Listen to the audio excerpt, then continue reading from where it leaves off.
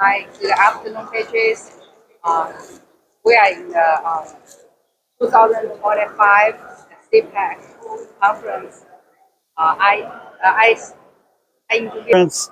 That's gone on many years in a row for conservatives. It's Conservative Political Action Committee, CPAC, and most of the people here currently, many of the CPAC members are Republicans because that's mainly consists of conservatives as opposed to the Democratic Party, which are liberals.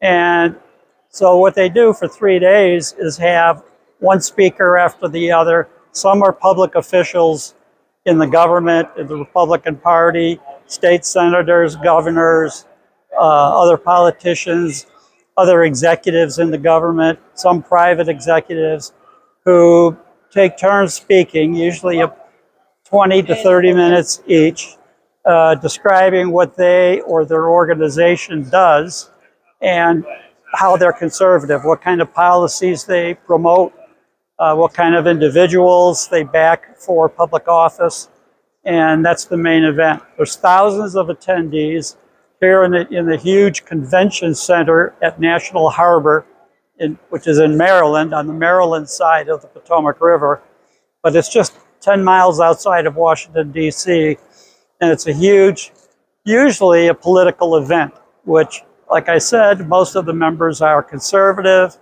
who tend to be in the Republican Party, but there are independents and there are executives from organizations that may not be politically affiliated, but just conservative in nature. I heard Elon Musk will come this afternoon. Yeah, we heard that he's coming, yes. Okay. Can you tell a little bit about the Dodge? Okay, what that is it's a mechanism that was created by President Trump, even before inauguration, to basically do inspections or audits of federal government agencies. Now, what's interesting is in the federal government, and I was a member of the FBI for 30 years, and the government requires that agencies do an audit depending, every 1, 2, or 3 years on a schedule. Now in the FBI, because of the classified nature of the work that we did, the FBI was allowed to be exempted from having GAO or another executive agency come in and do these audits or inspections.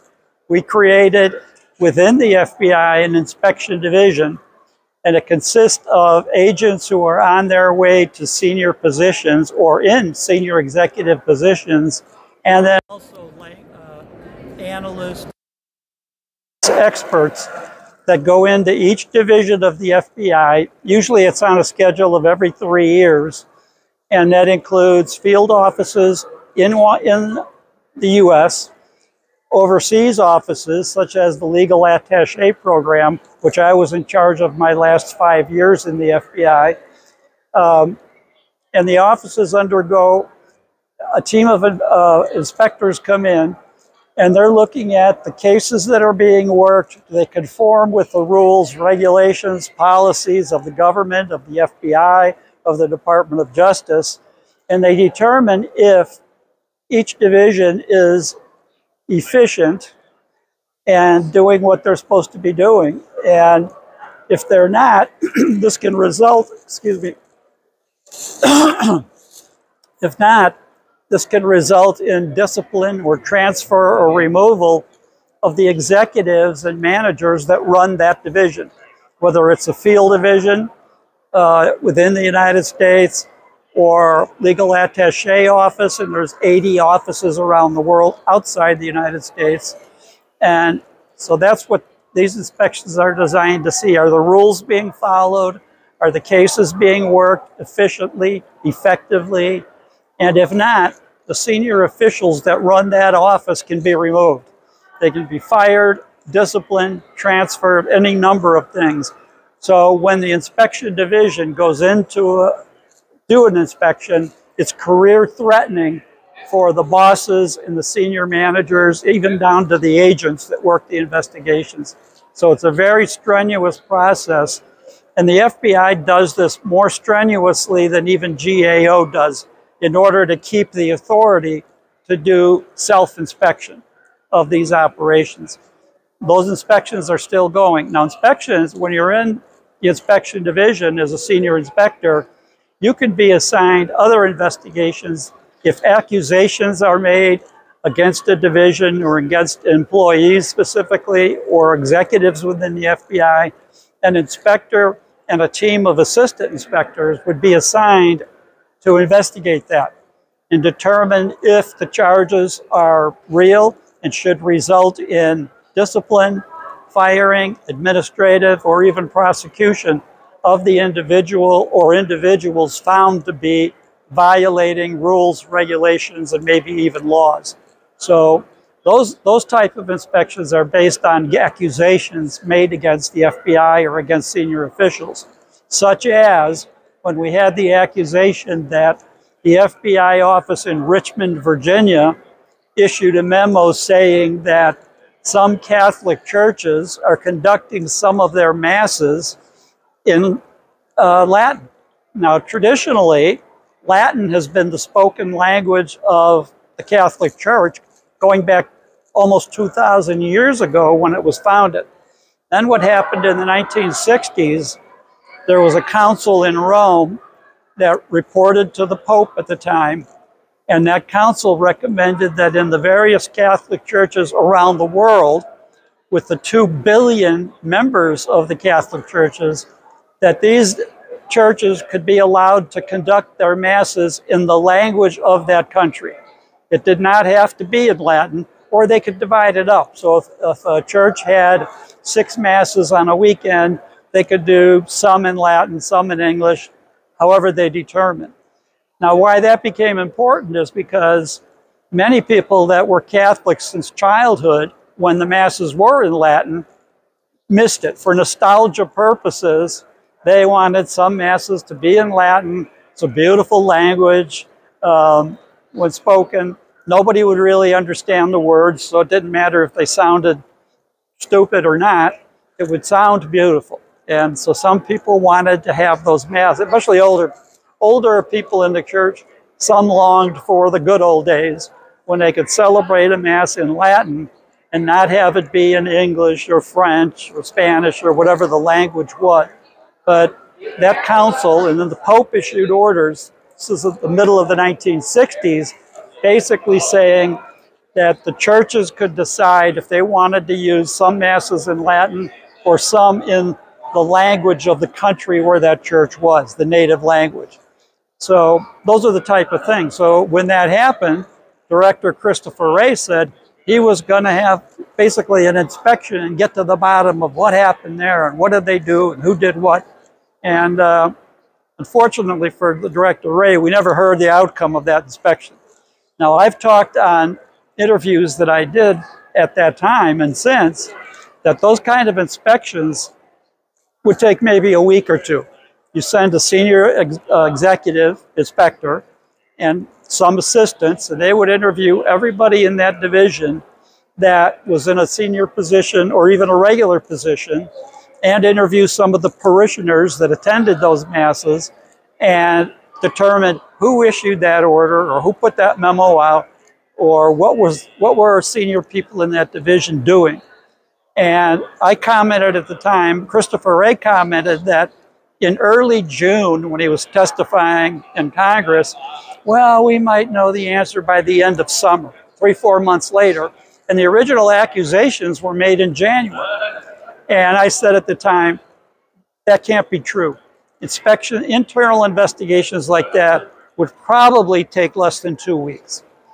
And the reports would be written, overseen by the inspector in charge of that investigation, and reported up to the director, and decision would be made there of whether that memo that was issued was in violation or who authorized it, should they be demoted or transferred or fired, or some other form of discipline.